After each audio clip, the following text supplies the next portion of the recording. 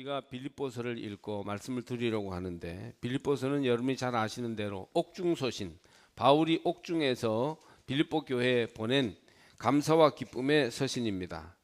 사역을 거의 마무리해가는 노련한 목회자의 깊은 영적 지식이 녹아들어 있는 복음의 완결판이 이 빌립보서에 들어 있습니다. 이곳에서 그리스도를 어떻게 보고 있는가, 예수는 누구신가를 여기에 오늘 기록하고 있습니다. 본문 빌립보 2장 5절에서 11절 말씀은 그리스도가 누구신가를 말할 때 많이 인용되는 말씀입니다.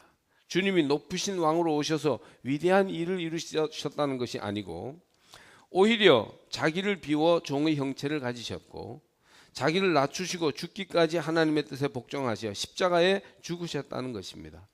예수님의 오심과 하신 일을 요약하면 무엇인가 큰 일을 이루셨다는 것보다 오히려 자기를 비우고 낮아지셔서 우리와 함께 하셨다는 것입니다.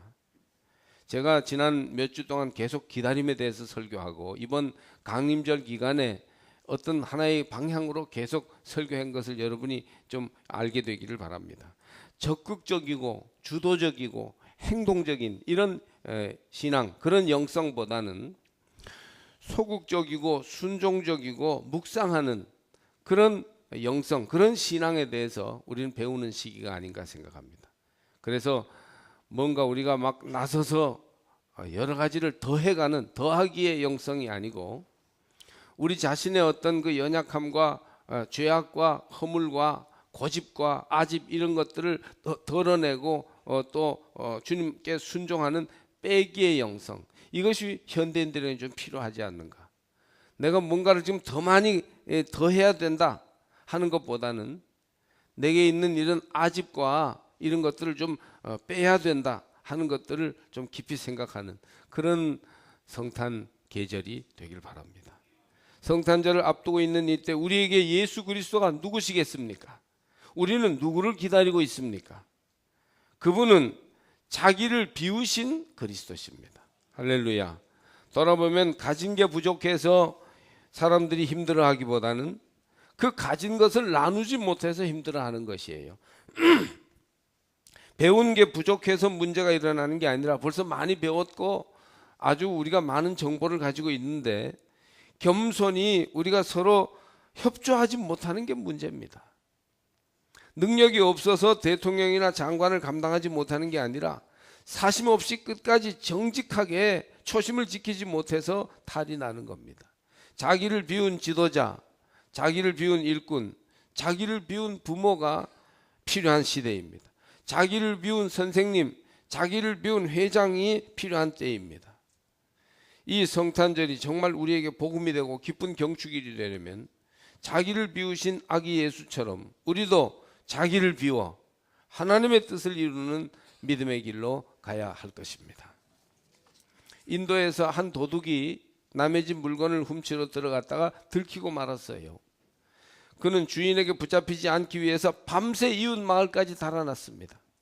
새벽이 밝아올 무렵 너무너무 피곤해서 그가 그만 피곤해지신 나머지 마을 입구에 커다란 보리수나무 아래 눈을 감고 앉아 있었는데 때마침 이른 아침에 염소젖을 짜러 나온 처녀가 이 도둑을 보고는 진리를 추구하는 요가 수행자로 오해했습니다. 이 사람이 밤새워 거기서 기도하고 지쳐 있는 걸로 알았던 것입니다. 처녀는 인도인들의 전통에 따라 아침에 첫 염소젖을 그에게 바쳤습니다. 그리고 소식을 들은 마을 사람 모두가 찾아와서 절을 하면서 꽃과 돈을 도둑의 무릎에 올려놓기 시작했습니다. 자신이 도둑이라는 사실을 들키지 않기 위해서 그는 요가 수행자처럼 똑바른 자세를 하고 앉아 침묵을 지켜야만 했습니다. 그래서 그는 침묵의 성자로 본의 아니게 널리 알려지게 됐답니다. 그는 도둑으로 가슴 졸이며 살아가는 것보다 성자 흉내를 내는 것이 훨씬 살기 편하다고 생각했습니다. 그리하여 그는 정말로 최선을 다해 성자 흉내를 내기 시작했습니다. 쓸데없는 말을 절대 하지 않고 자세를 흐트러뜨리지 않으며 마음까지도 단순하고 평화롭게 갖고자 노력했습니다. 그렇게 10여 년이 흘렀을 때 너무도 열정적으로 성자 흉내를 낸 나머지 도둑은 진정한 성자가 될 수 있었다고 합니다. 도둑도 성자 흉내를 열심히 내다 보면 성자 비스름하게 될 수 있다는 얘기입니다. 우리가 그리스도를 본받고 그분을 닮기 위해 힘쓰노라면 아마도 인격이 점점 그분을 닮아가는 모습으로 나아갈 수 있게 될 것입니다.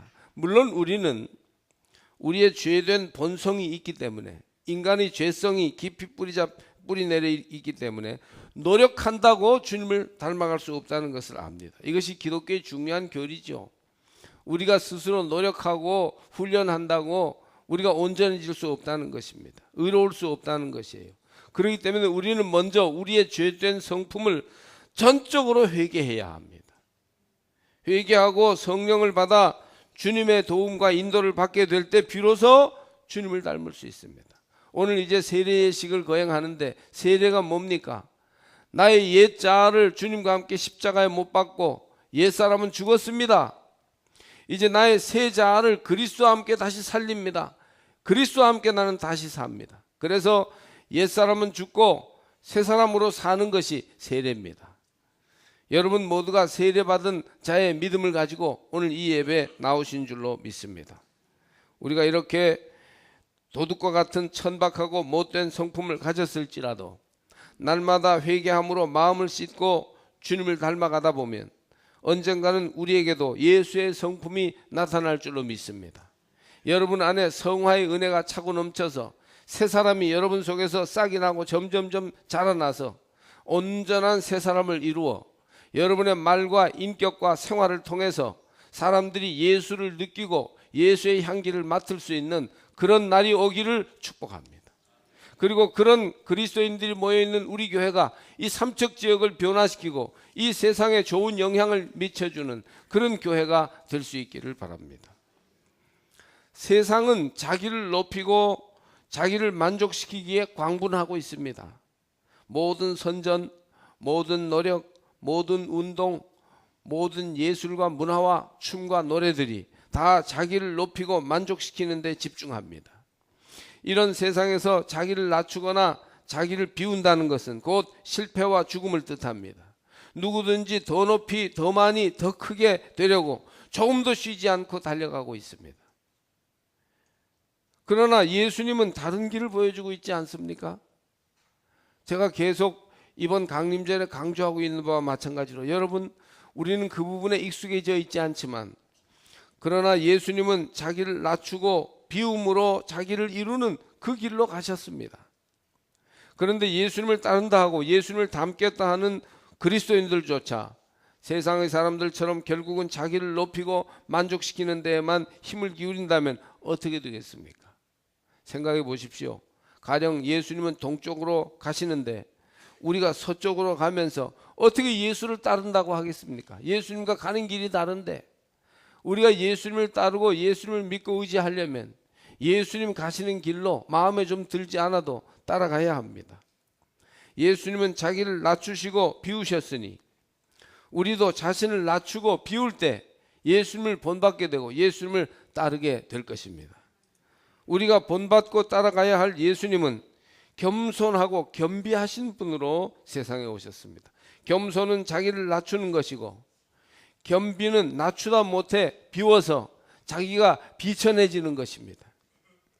성서는 예수님이 자기를 비우시고 종의 형체를 가졌다고 말합니다.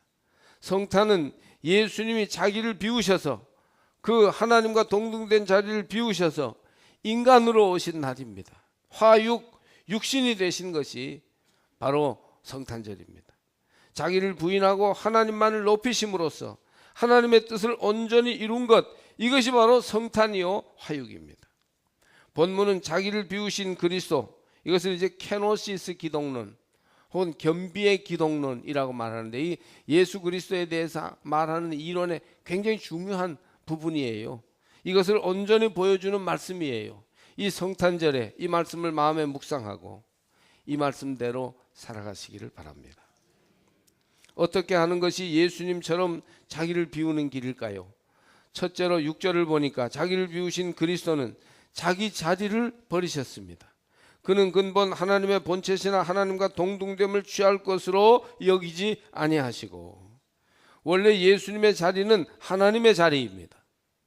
그러나 그 자리를 버리고 육신을 입으셨습니다.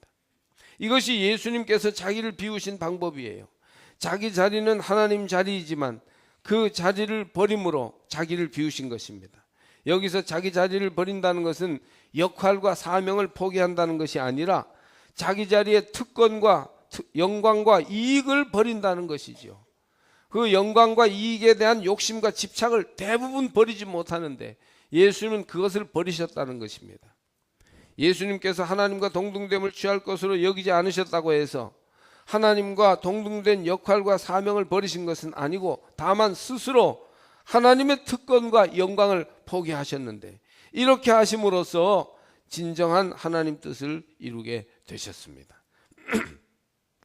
예를 들어서 어떤 총회 큰 자리에서 영광스럽게 회장이 되신 분들이 있습니다.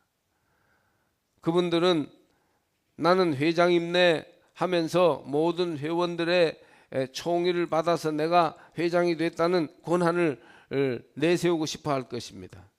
그러나 그렇게 회원들을 명령하고 위에서 군림하려고만 하면 회장 역할을 잘할 수 있겠습니까? 회장이지만 회장의 위치를 비우고 마치 신입 회원인 것처럼 겸손하고 진실하게 행하면 회원들의 신임을 받게 될 것입니다. 우리 남선교 여선교 회장님들도 그 각 모임에서 회장이 되셨으면 그렇게 예수님처럼 자기 자리를 비우는 겸손함으로 행하게 될 때 회원들의 큰 신임과 또 추종을 받을 수 있게 될 것입니다. 가장 좋은 지도력은 겸손이에요. 열심히 섬기고 열심히 챙기고 열심히 분위기를 북돋을 때 자기가 조금 망가질 수 있을 때 그때 진짜 훌륭한 회장이 될 수 있습니다. 남자 여러분, 예전처럼 가정에서 권위를 잡고 큰 소리만 치면 가정의 권위가 서는 줄 아십니까? 천만의 말씀이에요. 요즘 그랬다가는요 밥도 못 얻어 먹습니다. 오히려 집안의 상모슴처럼 아이들을 챙기고 부인의 경호원처럼 행동해야 진짜 가장으로 대우받고 인정받을 수가 있지 않습니까? 실제 가정에서도 그래요. 자기 자리를 기꺼이 내려놔야 그래도 그 자리를 보존할 수 있는 겁니다. 예수님께서 보여주신 길이 바로 이것입니다. 자기를 비워라. 자기 자리에 연연하거나 집착하지 말아라. 그러면 모든 무릎이 그를 공경했던 예수님처럼 그렇게 될 수 있을 것이다. 이거 아니겠습니까? 자기 자리를 기꺼이 비울 수 있는 그러한 예수 따르는 제자들이 되시기를 바랍니다. 뭐 여자분들이 막 웃으면서 좋아하는데 피차에 마찬가지라고 생각합니다. 둘째로 자기를 비우신 그리스도는 7절을 보니까 종의 형체를 가지셨습니다. 오히려 자기를 비워 종의 형체를 가지사 사람들과 같이 되셨고 종의 형체를 가지셨습니다. 왕중왕이신 그리스도께서 노예의 모습으로 낮아지셨습니다. 당시 노예는요 인간이 아닙니다. 이만저만 낮아지신 것이 아니에요. 파격적으로 낮아지신 거예요. 여기서 종의 형체라는 말씀은 껍데기나 외적 모양을 가리키는 것이 아니고 종의 역할, 종의 위치를 가리키는 말로서 예수님이 종처럼 흉내내신 것이 아니라 실제 종이 되셨다는 것입니다. 여러분, 지도자는 사령관식 지도자, 코맨더, 명령하고 군림하는 지도자가 있고 민주적 지도자가 있다고 합니다. 사령관식 지도자는 명령하고 불도저처럼 밀어붙이는 그런 전통적인 지도자이고 민주적 지도자는 합의의 과정을 중요하게 여기고 사람들로 하여금 스스로 일할 수 있도록 하는 지도자입니다. 그런데 예수님은 사령관식 지도자, 민주적 지도자에서 한 걸음 더 나아가서 종의 지도력, 서번트 리더십, 종의 지도력을 행사하셨어요. 그래서 자기가 종이 되어버리신 것입니다. 여러분, 우리가 어떤 모임 속에서 종이 되어버리면 놀라운 일이 생깁니다. 이것이 바로 예수께서 보여주시는 방법입니다. 분명히 어른이고 대장이고 회장인데 그분이 종이 됩니다. 그러면 거기에 기적이 나타납니다. 여러분, 장사하는 사람들은 고객의 종이 되려고 작정하십시오. 처음에는 힘들고 치사할지 모릅니다. 내가 이렇게 하려고 장사를 하였나, 이런 신세 한탄이 나올지도 모르겠습니다.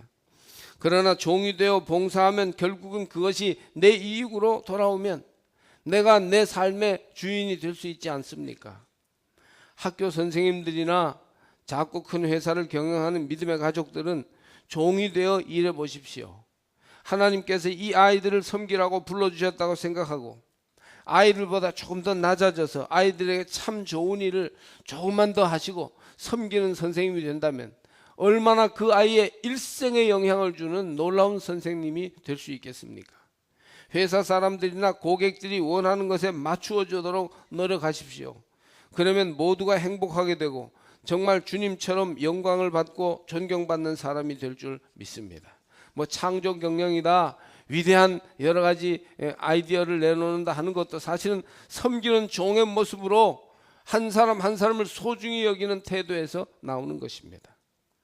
셋째로 오늘 8절을 보니까 주님은 죽기까지 복종하셨습니다. 사람의 모양으로 나타나서 자기를 낮추시고 죽기까지 복종하셨으니, 주님이 육신을 입고 오신 것이 곧 십자가의 죽음을 예고하는 것입니다. 그러니까 주님의 화육은 곧 십자가 죽음과 이게 직결되는 것이에요. 십자가의 죽으심으로 구원의 길을 완성하시려 성탄절의 아기 예수는 이 세상에 말구유로 오신 줄 믿습니다. 복종하시되 죽기까지 복종하셨다는 것은 자기가 죽지 않고서는 복종이 되지 않는다는 의미를 담고 있습니다. 왜 우리가 복종하지 못합니까? 자기가 살아있기 때문입니다. 하나님의 뜻과 내 뜻이 분명히 충돌할 때 우리가 복종하려면 내가 죽어야 됩니다. 예수님이 십자가의 죽으심으로 하나님 뜻에 복종하셨습니다. 이것은 우리 신앙생활에 매일매일 일어나는, 우리 교회 생활에서 늘 우리 삶에 부딪히는 그런 중요한 문제입니다. 아직도 주님을 따라가는 길에 내 자아가 가장 큰 장애물이 되고 있음을 저도 느끼고 있습니다. 여러분도 얼마나 자기를 버리고 복종하기가 힘든지를 아실 거예요. 자기를 버리고 복종하기가 참 어렵습니다. 그런데 성서는 죽어야 복종할 수 있다고 가르쳐 줍니다. 내가 죽지 않고 자기 감정, 자기 기분, 자기 계획, 자기 고집, 자기 입장을 여전히 가지고 있으니까 이게 복종이 안 되는 겁니다. 그러므로 그리스도와 함께 자아를 십자가에 못 박아 자기가 죽을 때 비로소 자기를 비워 복종하는 그리스도인이 될 수 있습니다. 그리스도는 이 성탄의 계절에 자기 욕심과 고집을 버리고 낮추고 비우며 끝까지 복종하심으로써 모든 믿는 자들의 구주가 되셨습니다. 할렐루야. 이게 성탄절에 보여주는 진정한 의미예요.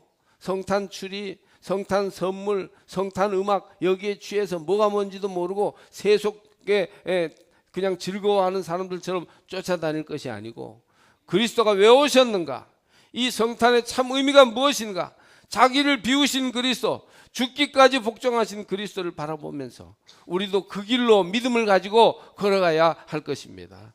예수 그리스도는 베들레헴 시골 구석에서 태어나셨어요. 그분은 낮고 천한 말구유에 오셨습니다. 그리고 나사렛 시장거리에서 자라셨습니다. 이 세상의 성공 기준으로 봐서는 뭐 하나 눈에 들어오는 게 없는 그런 삶으로 이 땅에 오신 것이지요. 그분의 버림과 낮추심과 복종하심이 우리 모두에게 은혜가 되고 구원이 되고 능력이 되었습니다. 자기를 비우신 그리스도는 우리에게 영원한 은혜와 사랑을 베풀어 주십니다. 하나님은 자기를 비우신 그리스도를 높여 만민의 주 만왕의 왕이 되게 하셨습니다.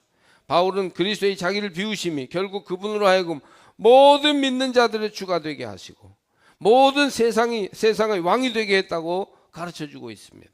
예수께서 우리의 그리스도요 주님이신 것은 그가 자기를 비우시고 죽기까지 복종하셨기 때문입니다. 그러므로 성탄은 자기 비움의 절기입니다. 말구유처럼 여러분의 마음을 깨끗하게 비우시기를 주의 이름으로 축복합니다. 자기를 비우신 주님의 은혜를 깊이 묵상하며 감사하는 성탄절이 되시길 바랍니다. 자기를 비우신 그리스도를 찬양합시다. 그분을 왕으로 모시고 사시기를 바랍니다.